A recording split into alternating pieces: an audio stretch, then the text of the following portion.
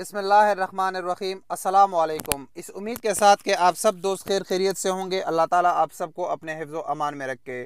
Corona virus کی تازہ ترین صورتحال کے ساتھ میں ہوں ساجد علی۔ آج کی اس ویڈیو میں پچھلے 24 گھنٹوں میں سعودی عرب میں کرونا وائرس کے جتنے کیسز ریکارڈ کیے گئے ہیں اس کی پوری تفصیل آپ کے ساتھ اس ویڈیو میں شیئر کریں گے۔ سعودی وزارت صحت کے مطابق پچھلے 24 گھنٹوں میں سعودی عرب میں 140 نئے کیسز مختلف شہروں سے ریکارڈ کیے گئے ہیں، جس کی تفصیل کچھ اس طرح ہے۔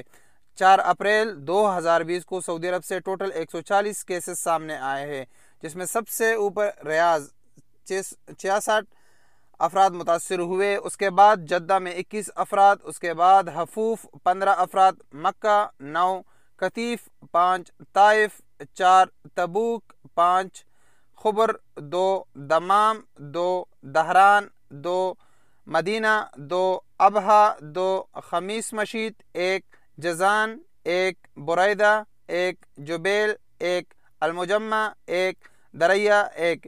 اس طرح اگر اس پوری لسٹ پر ہم نظر ڈالیں تو پچھلے 24 گھنٹوں میں مکہ اور مدینہ میں متاثرہ افراد کی تعداد میں کمی آئی ہے۔ اس کی وجہ یہ ہے کہ ان دونوں شہروں میں 24 گھنٹوں کی کرفیو لگا دی گئی ہے۔ اس طرح ریاض میں تعداد میں کافی زیادہ اضافہ ہوا ہے پچھلے 24 گھنٹوں میں۔ مجھے لگتا ہے کہ آئندہ دنوں میں ریاض میں بھی 24 گھنٹوں کی کرفیو لگا دی جائے گی۔ اس طرح سعودی عرب میں پورے متاثر افراد کی تعداد کی بات کریں تو 2179 افراد متاثر ہوئے، اس کے ساتھ 420 افراد صحتیاب ہو چکے، جو ماشاءاللہ بہت اچھی تعداد ہے ریکوری کی۔ اس کا مطلب ہے کہ سعودی عرب میں علاج کی سہولت اچھی ہے، کیونکہ 2179 افراد میں سے اگر 420 افراد صحتیاب ہوئے تو اس کا مطلب ہے اگر آپ پوری دنیا پر اس طرف نظر دوڑائے تو یہ تعداد کافی اچھی ہے۔